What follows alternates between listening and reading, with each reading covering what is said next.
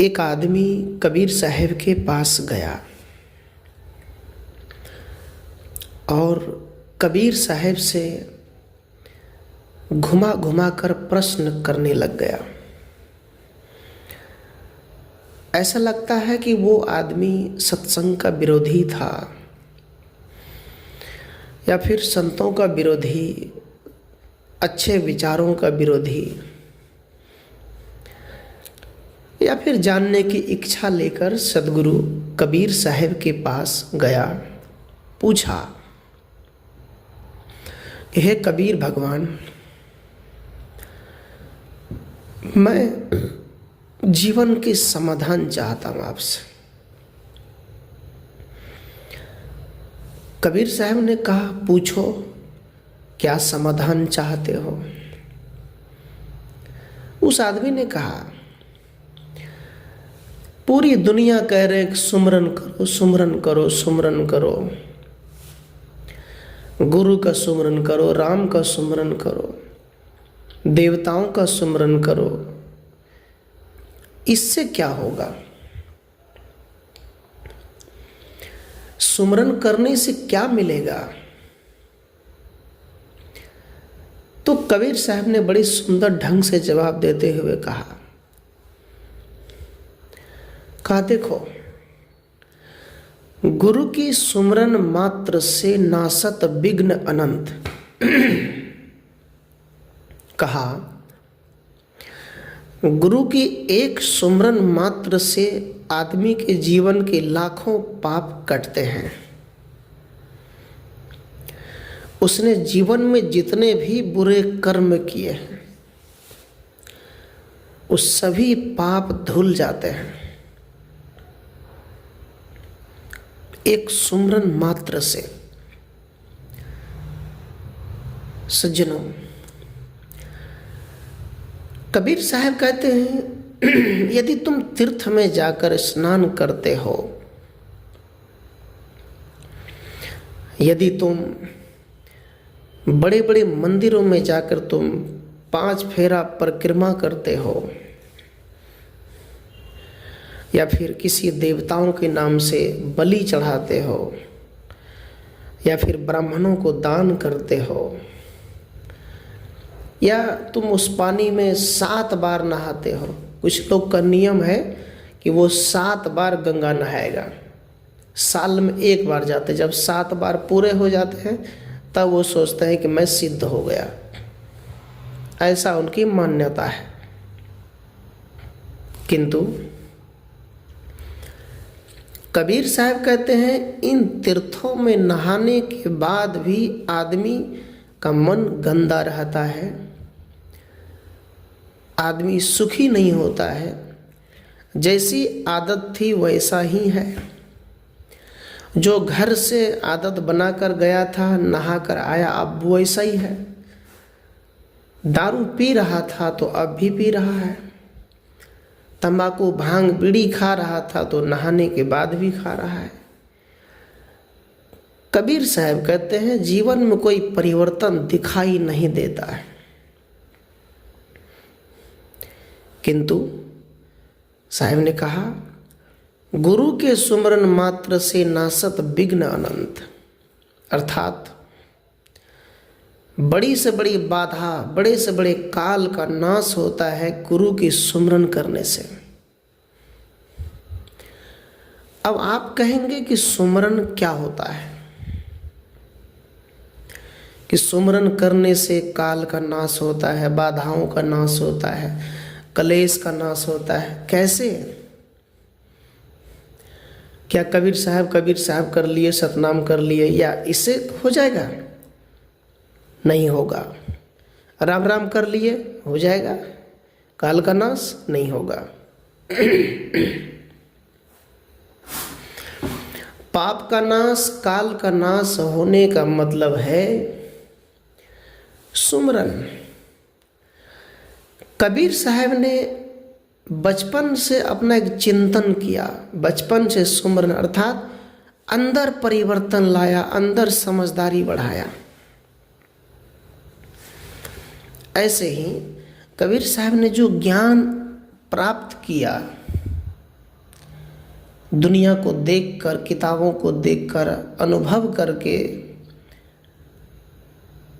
जो साहब ने ज्ञान प्राप्त किया वो अपने ही अंदर प्राप्त किया, तो वही कहते हैं वैसा तू भी अपना स्व अर्थात अपने भीतर का स्मरण कर ले, अपने अंदर को याद कर, परमात्मा को याद कर, तू होश में आ जा, ये साहब कहते हैं। हाँ, एक बात है, गुरु का मंत्र है उसका उच्चारण करना चाहिए। गुरु मंत्रों के उच्चारण करने से भूत बाधा काल जाल जो तुमने सुना है बाहर के लोगों के द्वारा वो सब नाश हो जाएगा, आएगा ही नहीं। गुरु का चरण छूने से, गुरु का स्पर्श करने से, गुरु का आशीर्वाद लेने से आपके हृदय में परिवर्तन आता है, आपके हृदय शुद्ध होता है। इसलिए सद्गुरु ने कहा गुरु का सुमरन कर, गुरु को याद कर, सुबह में याद कर, कहीं भी है तो वहाँ से याद कर, भूलना मत। ताते सर्वावम में धावत है सब संत। साहब कहते हैं गुरु के सुमरन करने से लाखों आदमी के जीवन में बदलाव आ गया। इसीलिए किसी भी काम में संत लोग अपने गुरु को याद करते हैं शुरुआत में। अंगुलीमाल डाकू के जीवन में बदलाव आ गया। कैसे आया, किनके द्वारा आया? अंगुलीमाल डाकू काफी दिनों से डाकू थे। क्या वो समाज में एक ही लोग था? बहुत सी लोगों को उन्होंने उंगलियां काट काट करके माला बना ली है। किसी ने उसे समझा नहीं पाया। लेकिन बुद्ध से मुलाकात होने के बाद, 2 मिनट का सत्संग होने के बाद इतना ही कहा रुको। बुद्ध ने कहा मैं रुका हूँ। अंगुलीमाल ने कहा तुम तो चल रहे हो। भगवान बुद्ध कहते हैं मैं पाप से रुक गया, हिंसा से रुक गया, मारने से रुक गया, क्रोध गाली निंदा चुगली करने से रुक गया, दूसरों को दुख देने से रुक गया। मैं अपने जीवन में सभी बुरे कर्म को छोड़ दिया हूँ, मैं तो रुका हुआ हूँ। अंगुलीमाल तुम कब रुकोगे ये बताओ मुझे। अंगुलीमाल की आंखें खुली की खुली रह गई। अंगुलीमाल सोचने लग गया। वो सोचता है एक कैसा पुरुष मेरे सामने खड़ा हो गया, ऐसी औज, ऐसी शक्ति, ऐसी विचार, ऐसी विद्वता मैंने आज तक किसी में नहीं देखी। लेकिन ये कौन है महापुरुष जो हमें सोचने पर मजबूर कर दिया। और कहा जाता है उसी समय भगवान बुद्ध ने उनको ऐसा आशीर्वाद दिया, ऐसा ज्ञान दिया कि अंगुलीमाल उसी समय तलवार गिरा दिया और भगवान बुद्ध के शरण में सिर झुका दिया। कहा आप साधारण मानव नहीं हैं, आप कुछ अलग ही महापुरुष हैं। आप तो लगता है ईश्वर है। मैंने ईश्वर को देखा नहीं, लेकिन आपको देखा, मुझे ईश्वर मिल गया। अंगुलीमाल बदल गया। कबीर साहब कहते हैं एक शब्द गुरुदेव का तामे अनंत विचार, थाके मुनिजन पंडिता वेद न पावे पार। सज्जनों,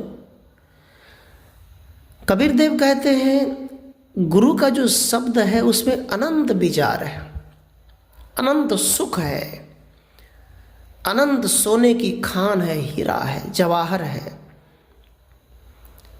गुरु के विचारों में सुख है। गुरु के विचारों में ईश्वर है, गुरु के विचारों में शिव है। एक शब्द, गुरु यदि आपको एक शब्द बोले कि बेटा खुश रहो, आशीर्वाद है। यदि वो निर्मल मन वाला संत है, आचरण व्यवहार पवित्र वाला संत है, तो याद रखना आपको उनका आशीर्वाद फलित होगा यदि आप उनके वचन को मानते हैं। तो आपके जीवन में, मन में, आत्मा में बदलाव आएगा। ऐसा करो तो सही।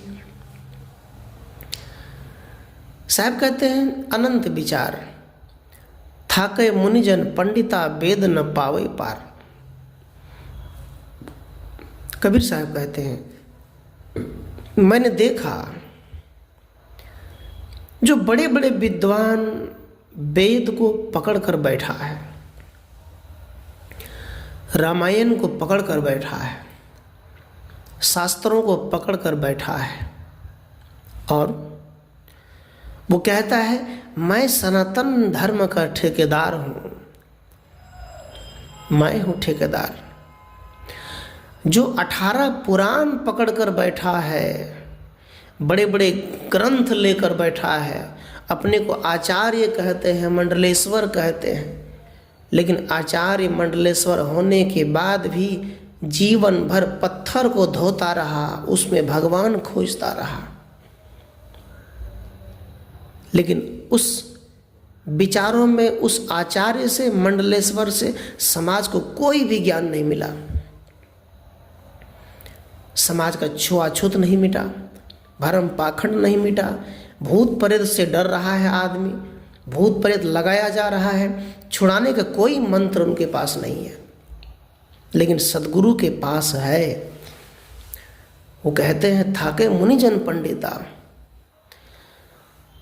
पोथी पढ़ पढ़ जगमोवा पंडित हुआ, न कोई ढाई आखर प्रेम का पढ़े सो पंडित है। साहब कहते हैं पोथी पढ़ने से पंडित नहीं होता, पोथी पढ़ने से ज्ञानी नहीं होता, ढाई आखर अर्थात जो प्रेम, करुणा, दया, क्षमा, सद्भावना की जो पंडित है, जो प्रेम को पढ़ा, जीवों से प्रेम किया, मानव से प्रेम किया, वही तो पंडित है। कोई जाति वाला पंडित नहीं, कोई जन्म से पंडित पैदा नहीं होता। ब्रह्म जनाति ब्राह्मणः, जो ब्रह्म को जानता है, जो स्वयं को जानता है, जो अपने को जानता और दूसरों को भी जनाता है, वो ब्राह्मण है, वो पंडित है। कबीर साहब कहते हैं एक ही शब्द पर ध्यान दो गुरु के। यदि तूने गुरु के एक शब्द पर ध्यान दे दिया तो याद रखना जिंदगी तुम्हारी बदल जाएगी। चंद्रगुप्त मौर्य ने अपने गुरु आचार्य चाणक्य के शब्दों पर ध्यान दिया था। याद रखना आचार्य चाणक्य भी पंडित था, लेकिन वो कर्मकांडी नहीं था। उन्होंने देश को बदल के रख दिया। भारत देश पर शासन कर रहे एक धनानंद दुराचारी राजा, उनसे भारत को मुक्त किया और चंद्रगुप्त मौर्य को भावी सम्राट बनाया। अखंड भारत की सपना उन्होंने देखा और पूरा किया। ऐसे ही गुरु वचन पर जब हम ध्यान देते हैं, गुरु वचन पर हम चलते हैं, याद रखना तुम्हारे सभी काल जाल भस्म हो जाएगा जल करके। ध्यान तो दो। तुम गुरु वचन पर ध्यान देते नहीं हो, अलग देवताओं पर ध्यान देते हो। साहब कबीर ने कहा माटी के कर देवी देवा, जीव काट के दैया जी, जो तोहरा को सांचा देवा, खेत चरत काहे न लैया जी।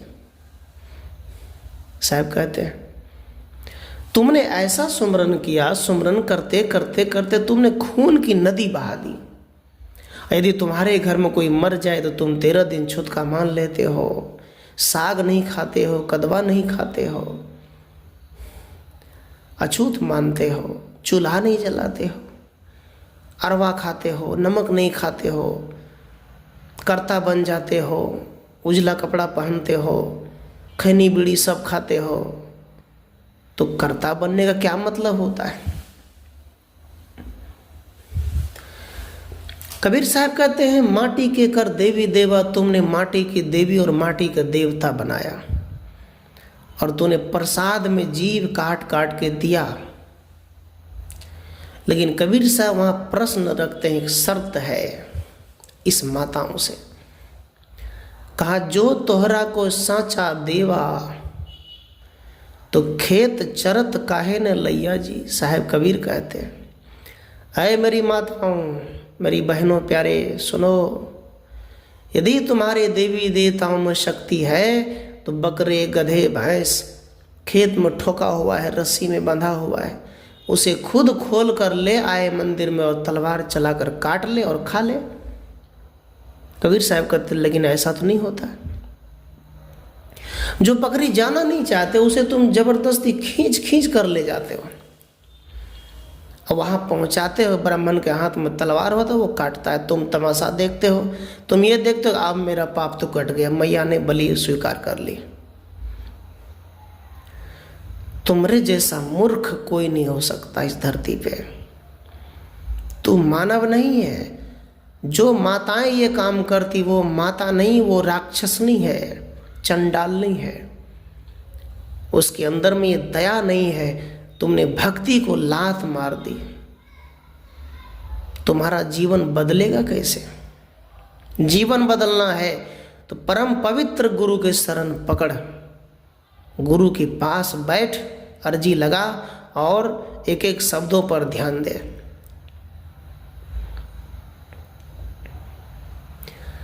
गुरु कुम्हार शिष्य कुंभ है, गड़गड़ काटे कोट, अंतर हाथ सहार दे बाहर मारे चोट।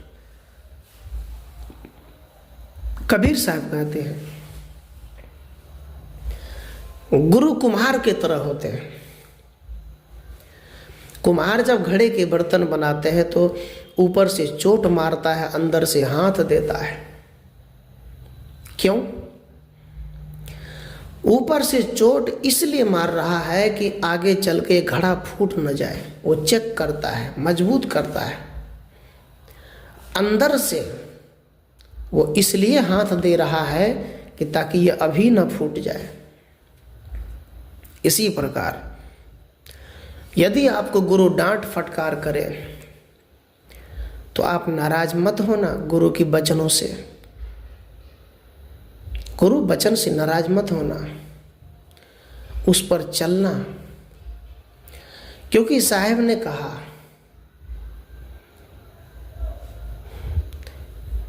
गुरु का एक महत्व बताते हुए कहते हैं, गुरु गुरु में भेद है।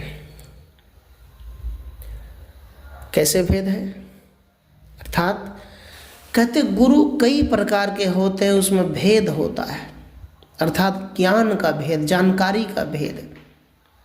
अलग अलग ज्ञानी है, अलग अलग पंथ है, अलग अलग बताने वाला है। हमारे कबीर पंथ समाज में 13 पंथ लोग बना दिए। रामपाल जी महाराज के जितने मानने वाले चेले हैं उनका तो यही कहना है कि हम 13वां पंथ चला रहे हैं। अब वो कहते कि मैं तो स्वयं कबीर हूँ,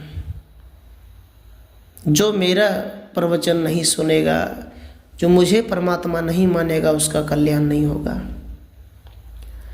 लेकिन मैं ये कहना चाहता हूँ, तुम किसी को परमात्मा मानो मत। कबीर साहब ने परम श्रेष्ठ कर्म करके अपने को महान बनाया। तू भी अपने परम आचरण, कर्म, सत्संग, भक्ति, ज्ञान लेकर अपने को महान बना ले। तू खुद परमात्मा है, किसी को परमात्मा क्यों मानेगा? तू स्वयं अपने को निहार, देख अपने आप को। ना तो राम कबीर है, ना तो भूत कबीर है। कबीर एक है, बुद्ध एक है, नानक एक है, शिव एक है। शिव का मतलब महादेव नहीं, शिव का मतलब जीव होता है। बंद दशा में जीव है, मुक्त दशा में शिव है। यदि कोई शिव का भक्ति करता है, महादेव के भक्ति करता है, यदि वो नशा दारू ताड़ी गांजा भांग से मुक्ति नहीं पाया है तो वो केवल साधारण कुत्ते बिल्ली के समान जीने वाला व्यक्ति है, वो शिव नहीं हो सकता। शिव का मतलब जिन्होंने सभी बंधन को काट कर फेंक दिया। शिव का मतलब जिन्होंने अपने आप को संभाल लिया, वो शिव है। मुक्ति की दशा में रहने वाला व्यक्ति शिव के रूप में है। परमात्मा, एक बार एक आदमी था, उसका बेटा गांजा बहुत पीता था। तो वो आदमी एक संत के पास गया, कहा गुरुजी मेरा बेटा बहुत नशा करता, जरा आप उसे समझा दें। कहा ठीक है, कल ले आना। अपने बेटे को लेकर आया। याद रखना, जब वो बेटे को लेकर आया तो उसने कहा बेटा जाओ तुम 1 किलो आम लेकर आना। आम लेकर आया, रख दिया। दूसरे दिन का फिर आम लेकर आया, बस आम लाते गया, आम सड़ते गया। तो शिष्य ने कहा, उस लड़के ने कहा गुरुजी से, गुरुजी आप मुझे गांजा छुड़ाने आए थे, क्या आम सड़ाने आए हैं? आम रोज खरीदवाते हैं, सभी आम सड़ाते जाते हैं, ऐसा क्यों? कहा देखो बेटा, एक सड़े हुए आम में यदि एक अच्छे आम को मिला दो तो वो भी सड़ जाएगा। कहाँ सड़ जाएगा? कहा मैं यही तो तुम्हें समझा रहा हूं। तुम जिस लड़के के संगत में समाज में रहते हो वो तुम्हें कभी सुधार नहीं सकता, वो बिगाड़ देगा। कहा समाज में एक लड़का यदि नशा पर उतर जाए तो उसके साथ 10 लड़का बिगड़ सकता है। यदि समाज में एक युवक, एक लड़के अगर सत्संगी हो जाए, सत्संग करने लग जाए, संत गुरुजन को बुलाने लग जाए तो समाज में 10 लड़के सत्संगी हो जाएगा, समाज बदल जाएगा। उस लड़के को समझ में आ गया। लड़के ने कहा, युवक ने कहा महाराज जी मैं जान गया, मैं पहचान गया मेरा जीवन कितना मूल्यवान है, इसलिए अब मैं ऐसा गलती नहीं करूंगा। और लड़के ने छोड़ दिया खाना पीना। मानुष जन्म दुर्लभ बहुरिन दूजी बार, पक्का फल जो गिर पड़ा बहुरिन लागे डार। साहब कहते हैं मनुष्य का जन्म दुर्लभ है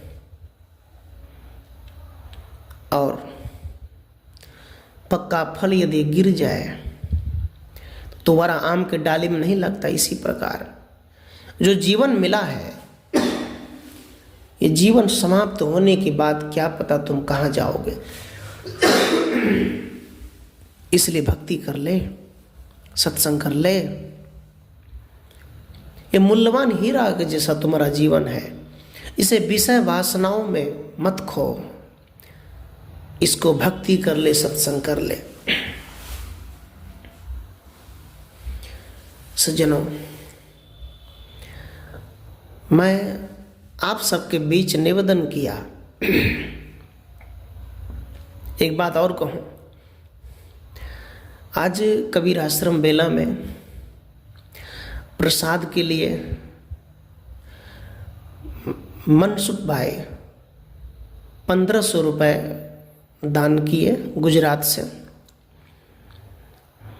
जस्सू भाई उन्होंने भी किया और हमारे परम भक्त, परम प्रेमी समाज सेवक तेजवीर सिंह जी ने भी 2000 रुपये सदगुरु कबीर आश्रम को समर्पित किया, संतों को वस्त्र के लिए, कंबल के लिए। मैं उन सभी भक्तों को इस आश्रम की ओर से बहुत बहुत आशीर्वाद प्रदान करता हूँ। आप स्वस्थ रहें, आपका पैसा सही दिशा में जाए, आपके बच्चे स्वस्थ रहें, यही मैं कामना करता हूँ। और मैं निवेदन किया सदगुरु कबीर साहब के विचारों से कि गुरु का सुमिरन करने से क्या होता है। सज्जनों, गुरु का सुमिरन करने से कई पापों का नाश होता है। पापों का नाश मतलब जब हम गुरु के पास जुड़ते हैं तो पाप कर्म छूट जाता है। जब पाप कर्म छूट जाता है तो पाप खत्म हो जाता है। ये बात मतलब छोड़ना है। वहाँ तो आपको ब्राह्मण कहते तुम नहा ले कट जाएगा। यहाँ साहब के सत्संग में जब तुम आओगे तो पाप छोड़ना है। पाप छूटेगा तो घट जाएगा, पाप घटेगा तो पाप खत्म हो जाएगा, जीवन पवित्र हो जाएगा, धन्य हो जाएगा। इसलिए इन सभी विषयों पर विचार करें, चिंतन करें। सज्जनों, यदि आपको ये विचार अच्छा लगा तो चैनल को सब्सक्राइब कर लें और आपके अंदर बैठे राम को 3 बार साहे बंदगी साहे